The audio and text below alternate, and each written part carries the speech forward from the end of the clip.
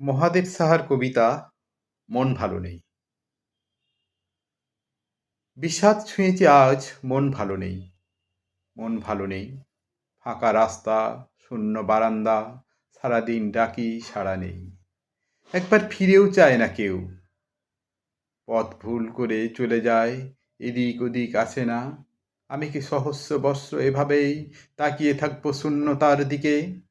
এই শূন্য ঘরে, এই নির্বাসনে, কল কতকাল, আর কতকাল। আজ দুঃখ ছুঁয়েছে ঘরবাড়ি, উদ্যানে উঠেছে ক্যাকটাস। কেউ নেই, কড়া নাড়ার মতো কেউ নেই। শূন্যতার এই দীর্ঘশ্বাস, এই দীর্ঘ পদধ্বনি। টেলিফোন ঘোরাতে ঘোরাতেই আমি ক্লান্ত, ডাকতে ডাকতে অ্যাক্সেস। কেউ ডাক শোনে না, কেউ ফিরে তাকায় না। এই হিমঘরে ভাঙা চেয়ারে একা বসে আছি। এ কি শান্তি তুমি আমাকে দিচ্ছ ঈশ্বর? এ কি শান্তি তুমি আমাকে দিচ্ছ ঈশ্বর? এভাবে দগ্ধ হওয়ার নাম কি বেঁচে থাকা? তবু মানুষ বেঁচে থাকতে চায়। আমি বেঁচে থাকতে চাই। আমি ভালোবাসতে চাই পাগলের মতো, ভালোবাসতে চাই। এই কি আমার অপরাধ?